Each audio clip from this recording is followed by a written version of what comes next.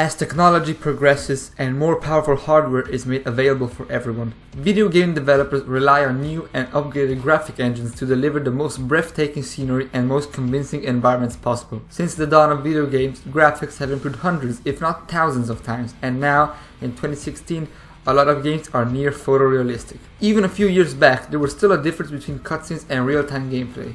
Now that line has become even more thin. So in today's video, let's take a look at what games are the graphically most advanced and breathtaking in 2016. Let's begin. Wow, just look at those models, those animation, those effects. Yo, this game is definitely one of the best looking games of this year.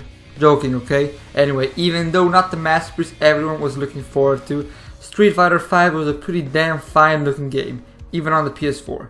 It was a huge step forward from Street Fighter 4, which was released in 2009.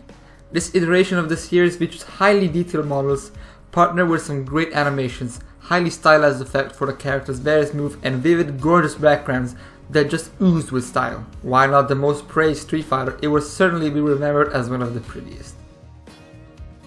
After 10 years of development, finally this month Final Fantasy 15 is coming out, to the delight of old and new fans of the saga.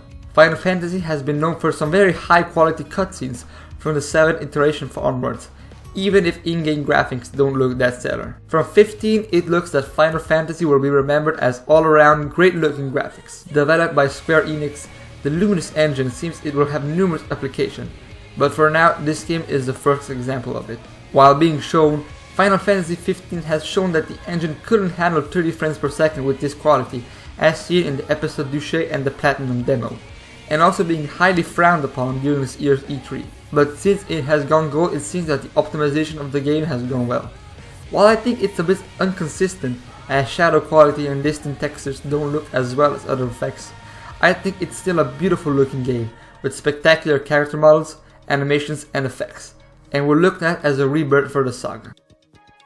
Even though technically this game was released last year, ports of it on PC and PS4 happened this year, and this game is so good it cannot be on this list. Rise of the Tomb Raider was the critically acclaimed sequel to the wonderful 2013 reboot that managed to amaze everyone with their incredible action sequences. Naturally in this game they're back, with even more amazing and spectacular effects. The various areas all seem real and are breathtaking, and couple that with some cutscenes that look spectacular, and you can see why this is one of the best looking games the Tomb Raider series has ever had. What amazes me the most is the fact that Crystal Dynamics also released this game for the Xbox 360, and while of course it had some differences from the current gen version, it still managed to be quite a spectacle. In recent years, racing games have found new ground thanks to games like Project Cars, Drive Club and Microsoft's recent hit, the Forza games. While Forza Motorsport is an accurate and real depiction of what car races look in real life, Forza Horizon is the more fun one, that doesn't mind to make you race in a jungle or on a beach with whatever car you want. As this is a first party title, the latest Forza Horizon is beautiful on the Xbox One, and is one of the first games that have the Play Anywhere function, so it is available on the PC too. And I gotta say, on a high-end PC, Forza Horizon 3 is probably the best looking racing game right now. Car models are very detailed, and even if you're going fast and you're racing in the jungle, you can appreciate how beautiful everything is, and how crazy it will be doing it in real life. Another important game for Xbox owners is Gears of War 4, the latest title that isn't made by Epic Games. Since the first Gears, it has been using Epic Games' Unreal Engine to show just how powerful it is even on consoles. Gears 4 is currently using the 4th version of that engine, and the guys from the Coalition have included some tricks of their own, so that the final result is as amazing as ever. Everything from the enemies to the various effects that, especially to the environment, help make this world be alive, and in various moments of the game you can feel the danger and despair that pervades some areas. Again, this game is also available on the PC, and what amazes me is that there isn't much difference between the Ultra settings and the Xbox version, apart from the sweet 60 frames per second advantage PC has. Probably the lesser known title on this list, Shadow Warrior 2 is the follow-up to 2013's Shadow Warrior reboot, and this year it has returned in style. This game has a very unique gameplay and world, one that seems like Skyrim on mods, but this is just the result of a very strange technique the developers used to not make the Nvidia GPU struggle. Basically, Shadow Warrior 2 utilizes this technique called multi-res shading, which was initially an idea for virtual reality. The idea is that while in VR, you tend to focus more on the center of what you're being shown, and this idea has been used in non-VR games as well. Your screen is divided into 9 parts, where only the center part maintains full resolution and detail, while the exterior part of the screen is being slightly downgraded. This works really well in this game, as you'll be focusing a lot in the center part for combat and won't notice the slightly lower quality parts. Anyway, the game's lush forests, leaves gently floating around, and bright neon colors make this game a shining example of what the new Roadhog engine can do. When I say platformer, most people think of games like Super Mario or Donkey Kong, which go for a cartoonish look. This year's Unravelled though managed to amaze everyone with their beautiful backgrounds that seem real and alive. This game brought you to gardens, forests, rivers, snowy areas, and they were all amazing to look at.